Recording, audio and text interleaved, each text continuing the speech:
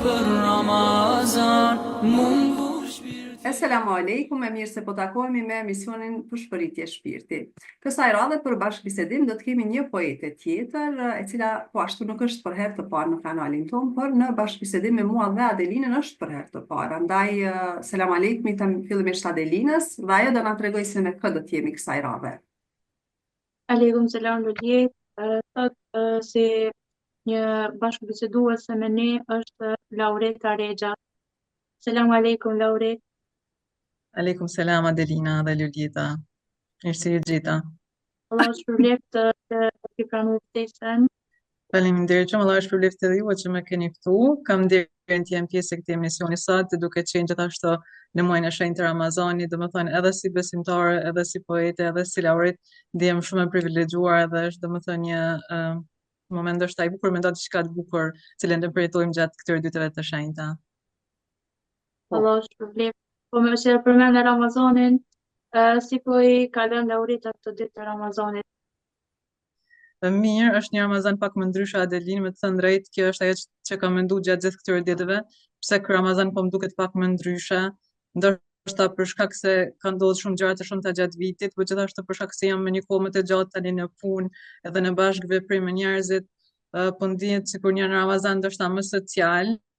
Ndoshta ende nuk kam hyrë ashtu në thellësinë e Ramazanit kështu shpirtërisht, por mendoj se çdo ditë është një mundësi, inshallah, me gjeta të kthimin te Zoti, kthimin te vetvetja dhe me medituar në ajetet kuranore në jetën në cilën po e bëjmë dhe me shikuar që sa më shumë të bëjmë inshallah ndryshim substancial brenda asaj, gjithmonë në raport me tjerët edhe në raport me Zotin. Kështu që është një Ramazan pak më ndryshe, të cilën e ndjem duke u munduar me kuptu se çfarë lloj ndryshimi është kë nga Ramazanet e tjerë.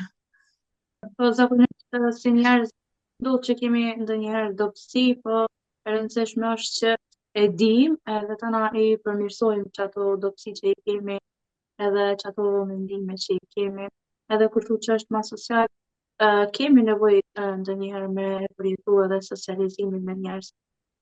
Po, mendoj se jeta jonë është ndër lidhje të dyjave, edhe vetmisë, po edhe socializimit. Gjithmonë duhet ta bëj një shkëputje prej njerëzve ku pas kohe, që të kthejmë te vetja, po gjithashtu të bashkojmë me njerëzit në mënyrë që ta testojmë vetveten dhe ta shohim forcën dhe qëndrueshmërinë e karakterit tonë.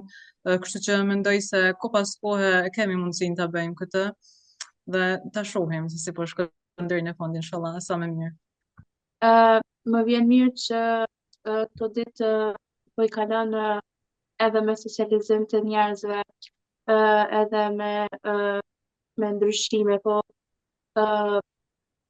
çfarë kujton Laureta gjatë Ramazaneve, domethënë për vite edhe që sa vite domethënë agjeron edhe si domethënë si mund si rikujton ato ditë të Ramazanit edhe si ndjehesh sot domethënë kur i kujton ditët e mëhershme. Delina, unë kam fillu praktikimin kështu plotësisht të islamit në vitin 2015.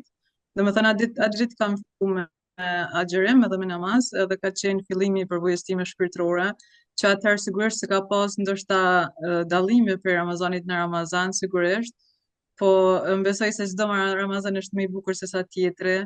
Edhe fillimi ka atë magjinë e vet, po gjithmonë mendoj se çdo vit është më i bukur se sa tjetri, jo vetëm në kuptim të Ramazanit, po edhe në kuptim të jetës. Unë ndjej atë zhvillimin tim emocional, shpirtëror, po edhe profesional dhe se si ndërlidhen gjitha këto mes veti, ma krijon një ndjenjë shumë të falënderimit ndaj Zotit.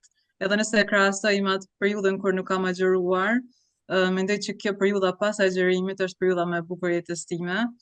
Ndoshta shumë Ramazana, sidomos pas vendosjes së mbulesës, kanë qenë edhe më të bukur, sepse unë më njëherë pastaj jam përfshirë më shumë në jetën akademike, në punën kërkimore, po gjithashtu jam përfshirë edhe më shumë në poezi, pra kam zgjeruar veprimtarinë time si poete, dhe ndoshta poezia si një zhanër shumë i lartë, kështu shpirtëror, i ka dhënë atë farë bukurinë e vet gjithashtu përvojës së Ramazanit. Kështu që mendoj se ne duhet të mundohemi sa më shumë ta mbushim kohën me vepra të cilat ne i dojmë shumë dhe na shkojnë shumë për dorë, dhe në të cilat e gjejmë vetveten, dhe pastaj Ramazani bëhet një lloj kthimi të vetvetja dhe nuk është largim prej vetes.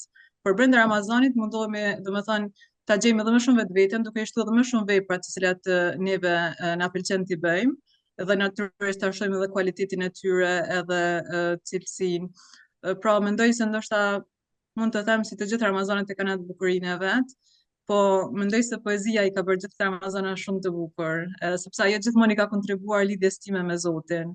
Pra përmes poezisë gjithashtu jam munduar ta shkruaj për dashurinë ndaj Zotit, ndaj Islamit, dhe se si ajo dashuri e ka ndryshuar jetën time, madje e ka forcuar edhe atë vullnetin për unë që unë ta zhvilloj edhe profesionin tim dhe jetën time sociale në përgjithësi.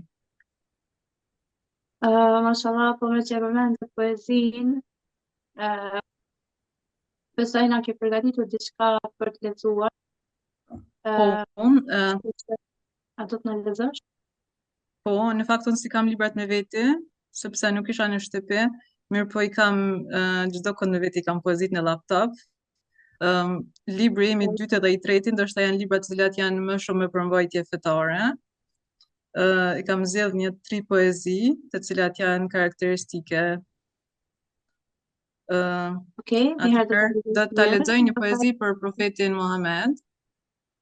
Është një poezi librit me përcjell nga lart Lutje besimtaresh. Atëherë poezia titullohet Ti je ende 40 vjet. Ti je ende 40 vjet. Është koha kur të vjen shpallja. Është koha e ditëve plot vetmi. A sheh se si gjallërohet vendi, si zbukurohet jeta në vendet ku ti merr frym. Ti je ende 40 vjet. Dekada, histori ndryshuan përmes teje. Qytete ngriten e njerëz ndryshojnë. Shtyllat e moralit mbahen në emrin tënd. Është Ramazan. Madhështia e krijuesit të nënshtron ende. Lotët s'të janë ndalur, ndërsa kishe vetëm një qëllim, që në këtë botë jeta të vazhdonte, një jetë e vlefshme e mbushur me besim. Ti je ende 40 vjet, o i dërguar. Më thuaj si ta ndaloj këtë humbje të kohës, sepse nuk di çfarë t'ju them 1400 viteve të mungesës tënde kur më flasin për ty. Ti je ende 40 vjet, ndërsa jeta ime ecën në një kohë tjetër. Mendoj çfarë do t'i them Zotit kur ta takoj, çfarë nëse nuk të kam ndjekur ty. Pra kjo është një prej poezi që ndesha të lexoj. Në fakt këtë poezi e kam shkruar, jam frymzuar nga një mualime e Shkupit, e cila kishte mbajt një ligjëratë me këtë titull Ti je ende 40 vjet, dhe më ka bërë shumë përshtypje subhanallahu, dhe kam shkruar këtë poezi, e cila është edhe në gjuhën angleze. Mirë, po të ndodhë kështu Lauret që me qenë se the Ramazanet më shumë i ka zbukuruar ndoshta poezia, për çfarë e the? Ke qenë më shumë e frymzuar ndoshta gjatë agjërimit apo timit kështu të adhurimeve? Po, sepse mendoj që është koha perfekte që njeriu me meditu edhe me ndjej diçka shpirtërore. Dhe natyrisht që gjithë adhurimi ndaj Zotit i kontribon kreativitetit edhe shpalosit të ndjenjave tona dhe të emocioneve tona, po edhe të shfrytëzimit të diturisë në maksimum. Dhe megjithëse edhe poezia është një lloj diturie, atëherë duhet ta shfrytëzojmë Ramazanin që sa më shumë të përfitojmë inshallah dhe të nxjerrim margaritaret e Ramazanit përmes frymëzimit, diturisë, meditimit e tjera e tjera. Kështu që po në këtë mënyrë mendoj edhe unë ta shfrytëzoj Ramazanin. Po, inshallah. Mirë, me qenë se Ramazani kështu është paksa me ndjenja emocione të përzira disi dhe me kujtime të shumta dhe siç folëm pak më përpara, por ke ndonjë kujtim të veçantë ndoshta prej Ramazaneve të kaluara ose ndonjë rast kur me Adelinën e kemi bërë kështu pak si më atraktive, ke gabuar ndoshta të hash apo të pesh ndonjëherë kështu, të ka ndodhur? Po, mendoj se ka ndodhur në 2 vitet e para, sepse kam qenë shumë e re në agjërim, po dhe s'kam pasur as pak njohuri fetare, kështu që edhe kur gabojsha, nuk e ndjeja shumë që kam gabuar. Edhe i thesha gjithmonë shoqes time, po nuk ka problem, se nuk e dita ose domethënë arsyetoisha veten shumë. Mirë, po subhanallahu më kujtohet që në fund të Ramazanit të parë që kam agjëruar, kam thënë shoqes time, e cila tashmë ishte praktikuese për vite, i thash që unë po ndihem sikur Zoti më ka falur. Po. Nuk e di pse kisha këtë përshtypje, edhe pse nuk kisha shumë njohuri fetare, i thesha që unë jam duke u ndi shumë sikur Zoti më ka falur, edhe ajo çështë shumë, thesha inshallah, e kishte atë përshtypjen sikur unë.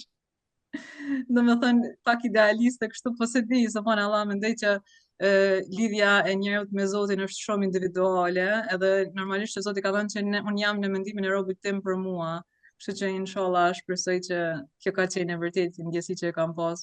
Po një rast tjetër që më kujtohet dhe që jep më shumë bukuri Ramazanit, ndoshta ka qenë ajo koha kur familja ime ka agjëru dhe unë kam qenë fëmijë, edhe gjyshem, domethënë kur na ka ftu për sifër ose për iftar, pastaj ajo koha kur ka përfunduar Ramazani dhe ardhja pas namazit e Bajramit, se di këto janë disa fotografi që nuk më hiqen nga mendja kurrë, edhe gjyshe me qenë se ka qenë personi i parë që na ka njoftuar me Islamin, gjithmonë është ai shembulli im i parë i Islamit edhe i dashurisë edhe i bujarisë që e ka pas si person, edhe ai e ka ngulit shumë, edhe pas vdekjes së tij, sidomos mua më ka shtuar edhe më shumë dashuri ndaj tij, po edhe ndaj Islamit, sepse kam kuptuar rëndësinë që e ka familja dhe përcjellja domethënë e mesazhit të qartë të vlerave besimore tek fëmijët, përmes dashurisë, përmes dhuratave, përmes afërsisë, përqafimeve. Kështu që se di, subhanallahu Ramazani ka shumë dimensione, sidomos dimensioni familjar është shumë i veçantë në Islam. Mendoj se ajo e bën edhe më të bukur, domethënë afrimi me të afërmit, me të njerëzit, me nevojtarët, po na bën më human edhe më modest para Zotit, edhe inshallah njerëz më të mirë. Inshallah. Mirë, i përmende kujtimet e tua, po sot sa të duket që ndoshta gjyshërit, po e flasim atë raportin që e pas ti me gjyshin, edhe unë kështu njëjtë e kam pasur, domethënë besimin më shumë e kam marrë nga gjyshi edhe kam kultivu pastaj më tutje. Po sa mendon që tash gjeneratat e reja, domethënë e kanë këtë raportin edhe domethënë marrin ato mësime qoftë fetare, qoftë të ndryshme, domethënë nga gjyshrit, nga prindërit, nga të tjerët.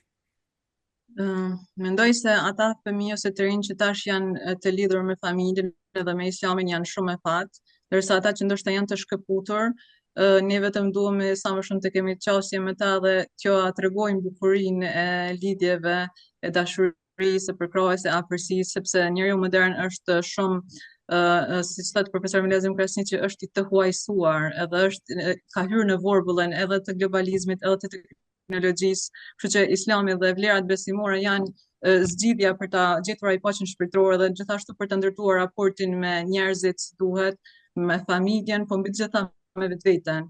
Pra, mendoj që Ramazani është pikërisht kjo mundësi, po nëse flasim për kohën e tashme, se di, unë shoh shumë kthem të rinjeve ka vlerat besimore, edhe këtu në fakultet ku punoj kemi të rinj studentë që agjerojnë, edhe disa haptazik, disa s'kemi mundësinë shumë të afrohemi dhe të pyesim, por shumica domethënë agjerojnë, kështu që është një ndjenjë shumë e mirë të shohësh të rinj që rriten në këtë frym, që i vlerësojnë vlerat, edhe që rriten duke u pjekur bashkë me to, sepse ato e sigurojnë një zhvillim të plot njerëzor të tyre, i cili do t'ju ndihmojë edhe në zhvillimin e profesionit të tyre, sepse pa karakter dhe pa vlerë dhe pa parime nuk ka mundësi që njëri ta praktikojë as profesionin e tij si duhet. Pra, është e rëndësishme ndoshta që ti informojnë të rinjët se si ta gjejnë lumturinë, shkurt shep si ta gjejnë lumturinë, pra duke jetuar mirë, duke besuar Zotin dhe vetëm duke bërë vepra të mira. Kjo është formula e jetës së mirë. Mendoj se ka shumë përparim në këtë aspekt në komunitetin tonë, por ne gjithmonë duhet ta shohim veten si përgjegjës për shpërndarjen e këtyre vlerave. Por kush i ka, duhet të punojë që ti përhap ato sa më shumë, sepse të tjerët jo çdo herë mund të na afrohen neve, por ne duhet t'ju afrohemi njerëzve, gjithmonë duke ju treguar qëllimin tonë më të mirë. Kur flet për vlerat edhe për gjërat e bukura, na lexoj edhe një poezi tjetër të bukur. Faleminderit shumë Adelina. Po e lexoj një poezi e cila flet shumë për përvojën time spirituale fetare, pra unë kam filluar praktikën e Islamit duke parë shembull edhe shoqet e mia. Edhe kam shkruar një poezi, Qyteti ynë. Pra me to kemi praktikuar Islamin gjithë kohën në këtë qytet dhe në një farë mënyrë ky qyteti im Gjakova është bërë simboli i përvojës time shpirtërore. Edhe kjo poezi gjendet në librin e tim të dytë po ashtu, titullohet Qyteti ynë. Ne ishim në pranverën e jetës, kur takuam në një xhami të vogël, një të premte të bekuar të një vere me shi. Që atëherë jam mahnitur nga miket e mia. Gjëja e parë që pash tek ato ishin rënjet në sejdë për Zotin dhe mbështetja dhe dashuria ndaj tij. Ne u bëm të afërta aq shpejt dhe lulëzuam pranë njëra tjetrës në çdo triumf. Asnjëherë nuk kam menduar atëherë se ato ditë do të ikin larg, pa e vërejtur, sikur një pasdite. Pastaj një ditë kur gjithçka kishte mbaruar, kur gjithçka ishte mbyllur, madje edhe kafenet tona, miqësia jon mbijetoi. Ne nuk kishim shumë atëherë, por e kishim qytetin dhe besimin tonë që na mbante shpirtrat të mbushur me jetë.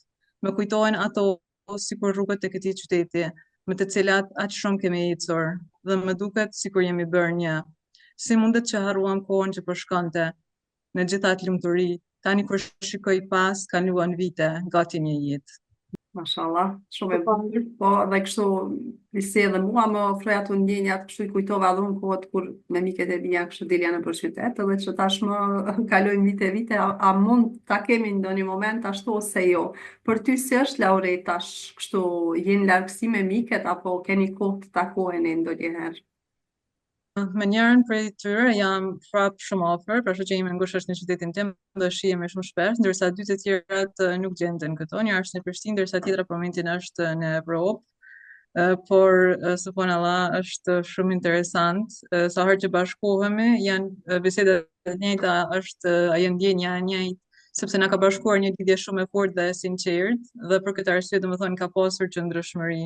Por me këto qëndime që vazhdimisht shihemi, kjo lidhje vetëm se është forcuar edhe më shumë, dhe subhanallah me të vërtetë jemi bërë një, dhe ndihem shumë e bekuar subhanallah, sepse kur kam lexuar një libër i cili fliste shumë për moralin e të parëve tanë musliman, gjithmonë mendoja sa do të mundem ndonjëherë të jem unë ajo shoqe për dikën tjetër. Pra, mikja ime kur kam taku herën e parë më ka thënë që Laureta, çfarë do që kam unë në xhepin tim është edhe jotja. Asnjëherë mos e konsidero sikur jemi dy veta, por sikur gjithçka që ka njëra ka edhe tjetra. Edhe kjo ka qenë një moral që unë nga i cili unë jam mahnit. Po pastaj kur kam lexuar në libër kam pa që kjo është rezultati i edukimit të saj fetar dhe një moral shumë i lartë, i cili është shumë bukur nëse gjendet, jo vetëm për shkak të mbështetjes financiare, por për shkak të shpirtmadhësisë së njeriut, edhe të vlerës së madhe që jep njeriu kur e ka këtë princip. Po, Laure, sa mendon që gjenerata tash e kanë atë miqësinë kështu për hir të Allahut, por edhe edukatën edhe moralin, siç e the edhe ti, që të dinë kështu të ndajnë me njëri tjetrin, çfarë është e imja është dhe e ytja, siç e the ashtu e ka thënë shoqja, domethënë, si e shen këtë aspekt?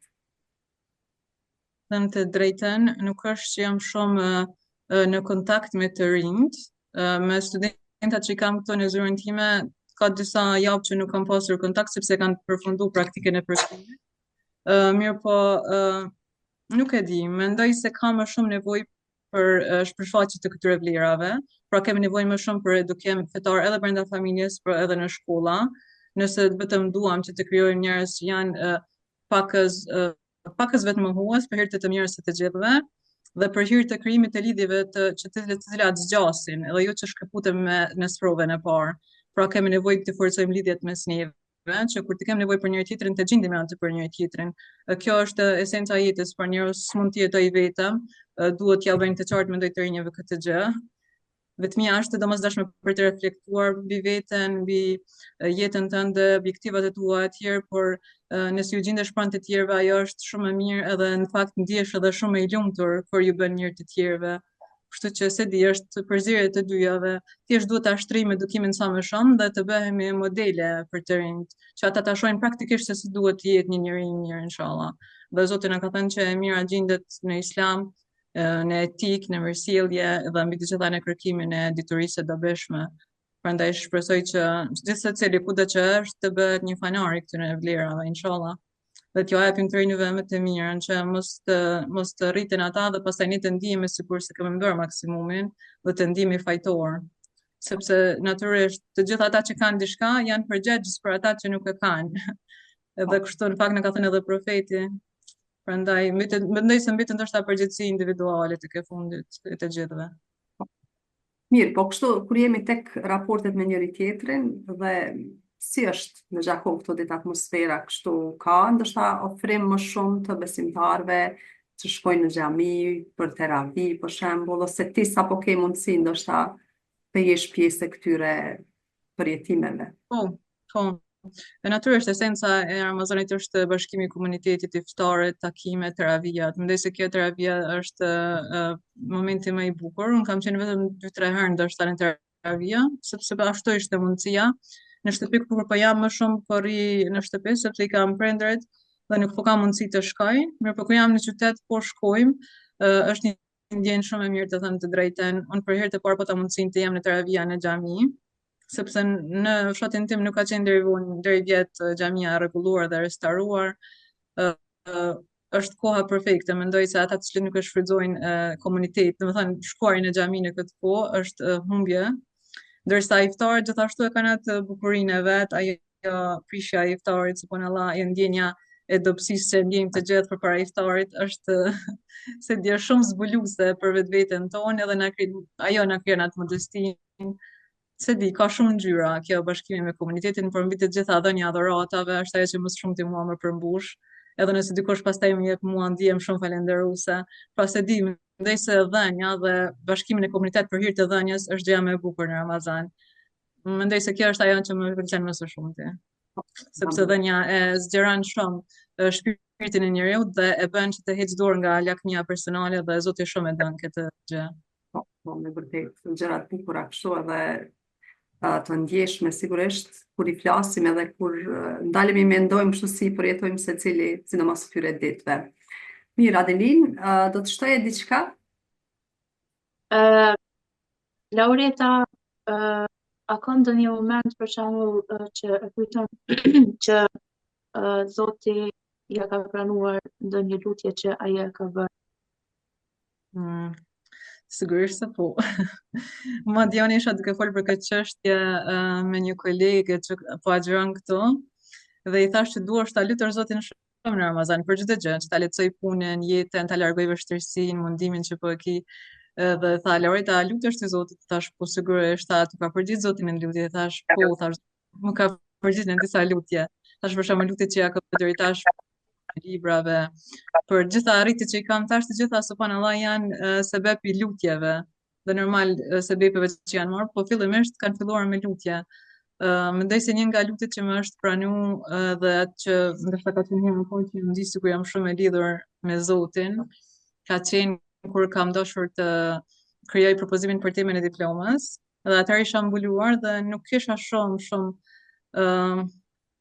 shumë dituri islame dhe ndihesha pak si e pasigurt, por kam insistuar shumë në lutje dhe vendosa që të bëj diçka që ta ndryshoj gjendjen time. Thash po filloj me propozimin për temën e diplomës dhe i kam bërë lutje shumë Zotit që më pranu profesori diplomën, po mendoj propozimin dhe brenda 3 ditësh më ka ardhur milli që po, edhe ishte një ndjenjë shumë e bukur, me të vërtetë sikur ndihesh sikur Zoti po të dëgjon ty dhe ti me të vërtetë je lidhur me Zotin, pra është një ndjenjë shumë e bukur. Kur e provon pastaj të shtohet bindja dhe të shtohet besimi dhe të shtohet vullneti që të bësh lutje edhe më shumë, do të kesh ëndra edhe më shumë. Kështu që kjo është një prej atyre momenteve më të bukura që kam pasur të përgjigjes së lutjes. Mirë, Lauret, nëse do të na lezosh edhe diçka për fund kështu dhe do e përmbyllnim se edhe minutat kështu po na shkojnë edhe Mirë, po lexoj një poezi e cila flet për kthimin te Zoti. Është një poezi pa ashtu librit tim të dytë, poezi shumë e shkurtër, do ta përfundoja me këtë. Thuhet kthimi në shtëpi. Pra shtëpia është për mua simboli i Zotit ose i asaj shpirtërores, i kthimit në origjinë një farë forme. Prandaj e kam titulluar kështu. Të braktis ty është sikur të më hedhin në shkret e tira, çdo herë etur jam dhe nevojtare. Pa e ditur nga vjen gjithë ajo etje, ajo uri.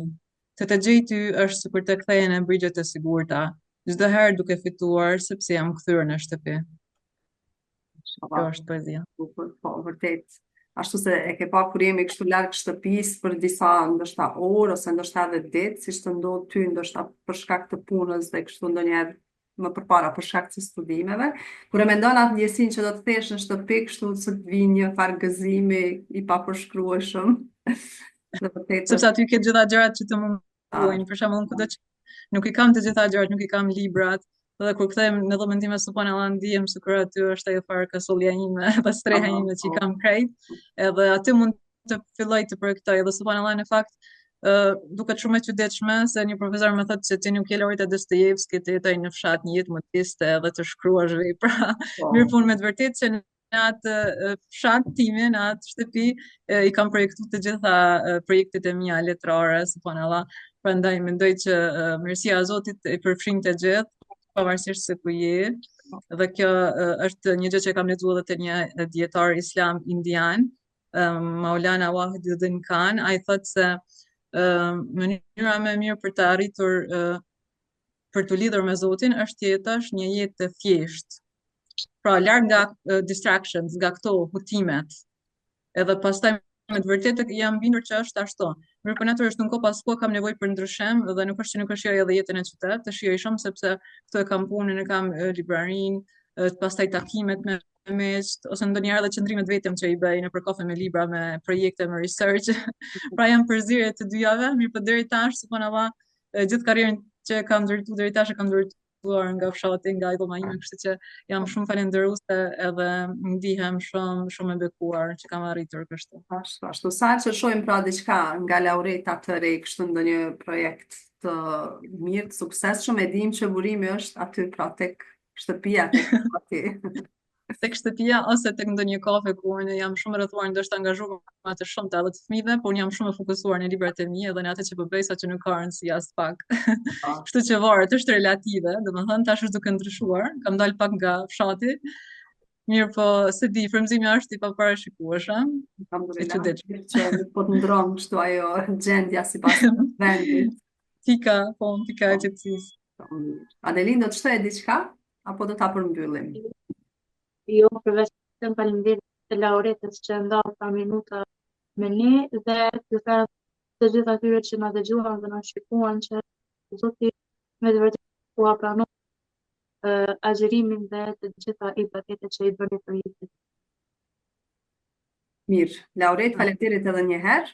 Agjerim të lejtë e lutjet pranuara, inshallah, me qenë se folëm për lutjet, por dhe gjitha ato ibadetet apo adhurimet që i kryejmë këtyre ditëve. Ndërqosh shëndet atyre leta, agjerim të lehtë edhe ty dhe Adelinës edhe gjithë besimtarëve inshallah kudo që janë. Shpresoj që të jetë një muaj i bekuar, një muaj i ndryshimit edhe që Zoti na mundson me i shtuf sa më shumë vepra të mira, që të shërbejmë sa më shumë njerëzve dhe rrugës së Tij. Faleminderit shumë për mundësinë. Selam. Faleminderit shumë dhe gjithë ju që na ndoqët, mos harroni të na bëni subscribe, si dhe të na përkrahni duke shpërndar apo duke bërë like, koment video tona.